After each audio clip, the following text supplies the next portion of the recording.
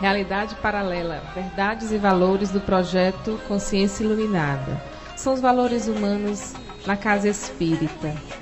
E hoje ao fundo temos aqui uma voz, né, trazida, uma música, né, trazida aí pelo Acácio, que está cheio de novidades, está encantado com essa viagem.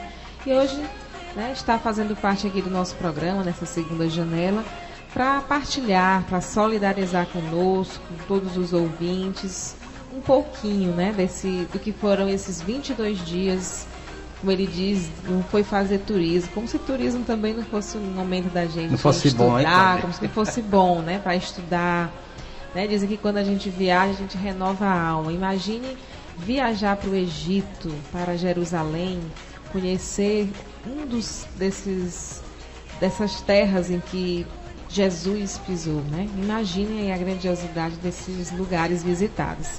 E hoje a gente vai conversar um pouco, a gente tem até um tema aqui bem bonito, né? A influência do Egito na religiosidade da humanidade, culto aos mortos na visão espírita. Então, Acácio, seja novamente bem-vindo ao programa, né? Esse local, esse espaço em que a gente fala do Evangelho de Jesus. E hoje pedimos a você para compartilhar, para solidarizar conosco o que foi um pouco dessa viagem, o conhecimento trazido, né? Porque com certeza teve muita informação, muita oportunidade de ver e de sentir tantos lugares bonitos, quanto esse lugar representa para a espiritualidade do mundo. E para nós espíritas vai ser também, com certeza, um grande aprendizado ouvir você. Então, qual é a influência, né, do Antigo Egito na religiosidade humana? É toda a influência, Claudinha, somente toda a influência. Antes da gente fazer a viagem, a gente se perguntava assim, o Egito, nos passos do Mestre, e associava a questão da fuga de Maria, que fugiu de Nazaré com José, lá para o Egito por conta do crime, né, que Herodes cometeu, né, mandando tirar a vida das crianças de 0 a 2 anos de idade. E eu associava somente a isso, mas estando em loco, a gente percebe a grande influência do Antigo Egito, da civilização egípcia em toda a terra, em todos os tempos, em todas as revelações, desde a primeira grande revelação, Moisés, a segunda grande revelação, Jesus, e agora a terceira grande revelação. Existe uma semelhança muito grande e a gente percebe a continuidade da informação, do conhecimento e da sequência do processo evolutivo. Primeiro a gente tem que entender o que é a civilização egípcia, né? Que é um mundo em transição.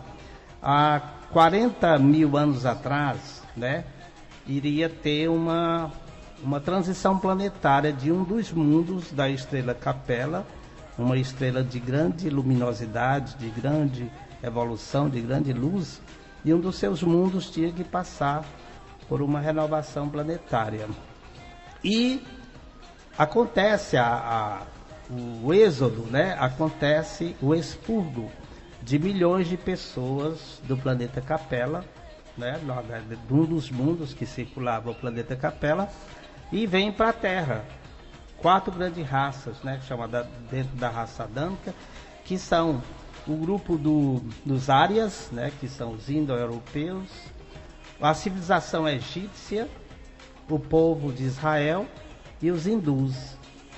Então, dentre essas 4 grandes raças desse expurgo que houve lá do planeta Capela há 40 mil anos atrás, e o planeta Capela está a 42 anos-luz de distância da Terra, então esse povo teria que ser exilado aqui no planeta Terra.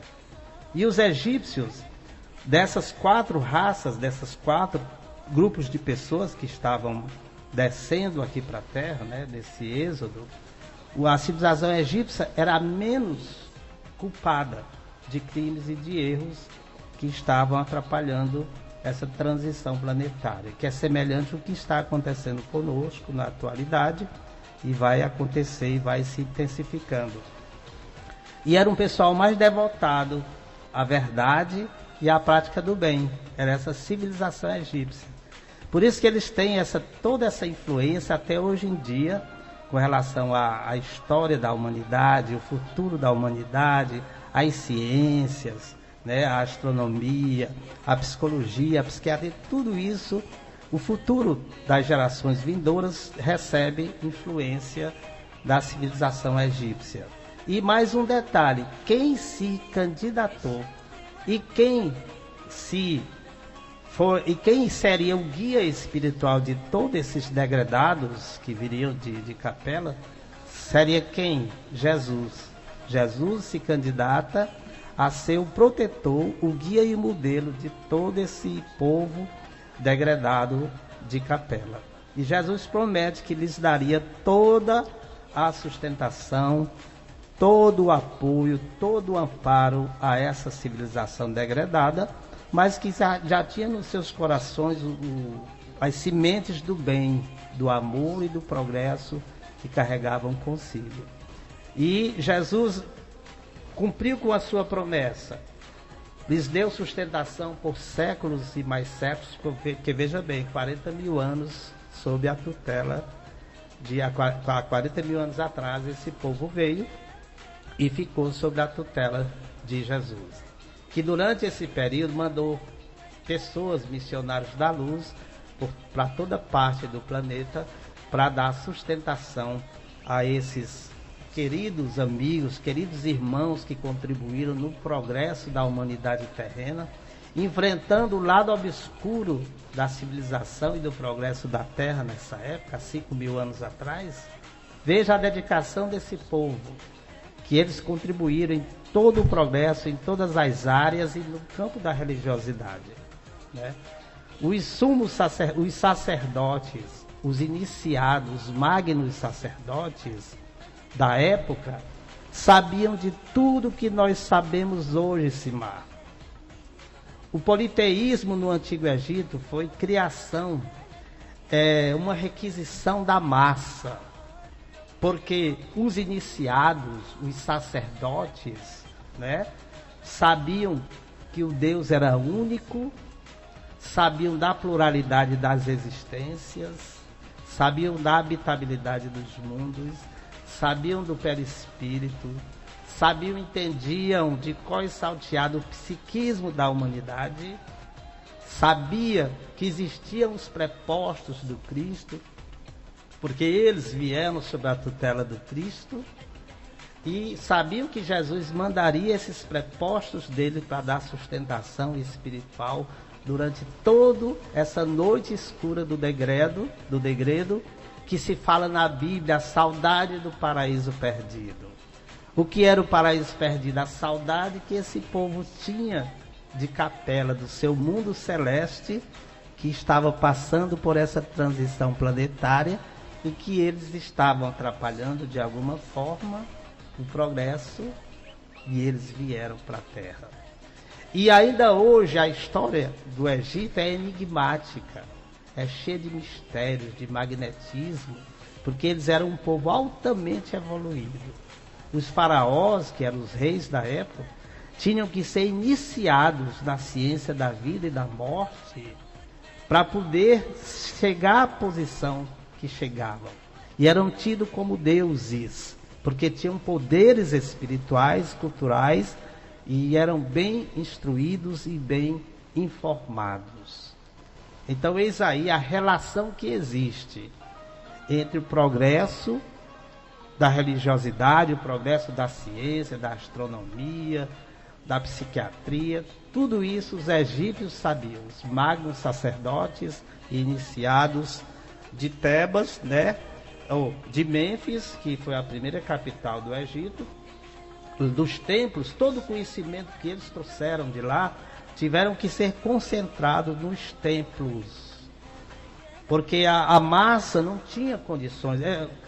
Explicando melhor, as nossas lideranças políticas, religiosas e tudo, sabem das grandes verdades que a massa não sabe, mas a massa requer uma certa postura, e eles permitem que a massa siga e vivencie aquela postura, até que aos poucos as coisas vão, os conhecimentos dessas lideranças religiosas, ou o que quer que seja, dos grandes sábios e mestres, elas vão se proliferando na consciência humana. Então, os sacerdotes, os grandes sacerdotes iniciados do Egito Antigo, sabiam de tudo isso que hoje nós sabemos. E eis aí a influência, e a egiptologia, os egiptólogos estudam com muito zelo, com muito cuidado, e descobrem a cada instante os enigmas do Antigo Egito, a luz, a cultura,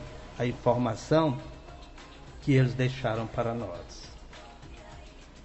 E eu posso parar aqui, mais alguma pergunta, e a gente dá continuidade, o raciocínio. Muito bem. Nós ficamos muito felizes com a sua viagem. Sabíamos que você nos traria conhecimentos muito necessários também para repassar para cada um de nós. E a gente, como espírita, como aprendiz, tem sempre esta curiosidade. Mas é interessante quando nós conversamos com os nossos catedráticos, como com o Severino Celestino, o próprio Divaldo e tudo, e o Chico Xavier já dizia, eu tenho muito, muito que aprender. Chico, mas você já sabe tudo. O que é isso, rapaz? Eu sou apenas um sapo na beira da lagoa com a vela acesa. Se apagou a vela, aí o sapo mergulha e acabou. Olha, é muito importante nós estudarmos a egiptologia, como também outras civilizações. Gente, não precisa ser cientista, não precisa ser sacerdote, nem bispo. Para você, basta você ser uma pessoa inteligente, um tanto curioso, e pesquise a história do Egito, onde você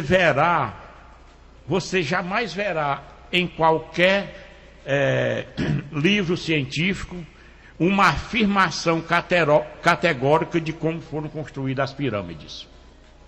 Por aí nós temos que admitir que o nosso planeta Terra existe há milhões de anos e que a civilização humana nos chegou aqui, o Neandertal, por volta de 200 mil anos, e de lá para cá nós viemos aprimorando esta situação humana até que aos 30 mil anos nós chegamos ao Homo sapiens.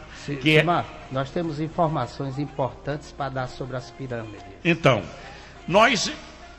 a gente vê pesquisas de estudiosos e tudo, de arquitetos, que não chegaram a uma conclusão prática ainda. Uns dizem uma coisa, outros dizem outra. Muito bem. Na questão do pensamento religioso, não adianta nós querermos, algumas pessoas querer descartar a inexistência do Criador, porque ela é um fato. Ela é um fato. Os nossos selvagens, nas mais remotas florestas, não só da agora como do passado, eles já cultuavam os seus mortos, eles já tinham as suas divindades. Então é uma coisa nata que nasce com o ser humano. Então é muito importante isso que você está dizendo, e ainda mais na sua conclusão, eu queria apenas fazer esta observação de que o nosso Egito foi uma escola muito profícua para a humanidade.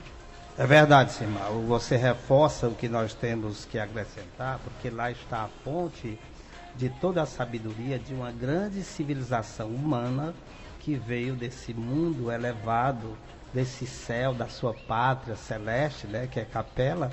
A grande maioria dos mundos que circulam Capela, Simar, já estão plenamente felizes no amor, na solidariedade, na fraternidade, tudo que de bom existe.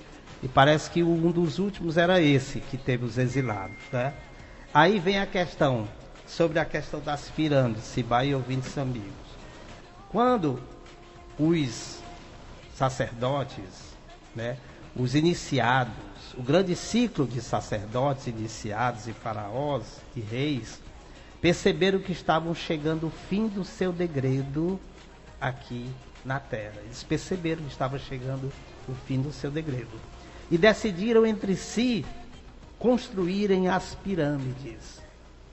Esses monumentos que seriam o registro de um livro da história deles, da passagem deles aqui na Terra. Porque essas obras, a pirâmide, como você falou, é um livro que conta a história desse povo tão elevado que esteve aqui há 5 mil anos atrás. 4,5, 5 mil anos atrás. Então eles começam a construir as pirâmides. O importante não são os blocos de pedras de 2.500 quilos, de 20.000 quilos, nem a superposição deles na construção, o que foram feitas, que é de calcário, granito, basalto e argamassa, né? Não é isso, mas é o conteúdo histórico, geográfico, científico, astronômico e matemático que tem ali nessas obras. Então eles fizeram esses monumentos que são necrópolis, onde eram enterrados os reis, os faraós, que eram pessoas altamente evoluídas, né? Pessoas que passaram por difíceis iniciação na ciência da vida e da morte, feita por esses sacerdotes iniciados que vieram nessa civilização que vem de Capela, e eles eram muito respeitados e cultuados. Por quê? Porque eram detentores de grandes conhecimentos, de grande sabedoria e de grande religiosidade. Os faraós, juntamente com os seus iniciados. A iniciação era de sofrimento e dor, porque tinha que passar por coisas difíceis, né? Aí eles constroem as pirâmides, que ainda hoje, como você disse, a ciência humana, porque eles deixaram um roteiro para a posteridade, de como seria o futuro da civilização da Terra. Está tudo escrito lá, no que se refere à astronomia, a distância entre o Sol e a Terra, o tempo que gasta durante um dia, o espaço geográfico que a Terra percorre durante um dia, né? Os meridianos de estudos sobre a Terra, os espaços onde poderiam ser mais habitados do que a água. Eles entendiam a questão do psiquismo, o que as ciências humanas hoje sabem sobre a pessoa humana, sobre o psiquismo humano, eles já sabiam naquela época, né? Aí eles escrevem esse livro, eles deixam esse livro escrito e na consecução dos séculos eles retornam à capela, né? Então, depois que eles fizeram isso, todos eles, a maioria deles que participaram desse processo, que escreveram essa obra sobre os auspícios do Cristo, porque muitos deles permaneceram próximo ao Cristo, né? Permaneceram próximo ao Cristo e que no decorrer dos tempos eles voltaram aqui à Terra, né? Sendo esse povo egípcio, eles ficaram próximos ao Cristo e por terem tido toda essa colaboração, todo esse apoio, esse amor do Cristo, eles ficaram à disposição do Cristo e voltaram muitas vezes à Terra como missionários do bem e da luz. Mas no decorrer dos tempos, hoje não existe mais as expressões desse povo que habitou lá a África, não existe mais aqui na Terra. Existe o registro deles, mas as expressões deles não existem mais, porque todos voltaram ao seu mundo de luz, aos habitantes, ao planeta Capela, né? Então isso aí, por enquanto, é o que nós temos que passar, porque ainda temos muito mais informação que vai ser nos próximos programas. Vamos criar essa série, né, nos Passos do Mestre, número 10, porque não foi por um acaso que a gente foi, só para alimentar o ego, mas acrescentar conhecimento e informação e repassar para os nossos companheiros na Casa Espírita e no programa Momento Espírita. Acácio, antes de fazer aqui a minha pergunta, eu mando um alô especial a dona Vilanice e o Erivaldo, são meus vizinhos ali na Avenida Gilberto Frota.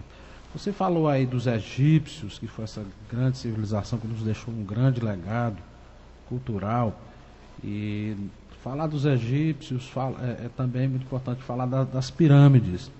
E aí são 3 pirâmides, né, Acácio? Muito bem, vamos falar rapidinho, né, que estamos chegando no final.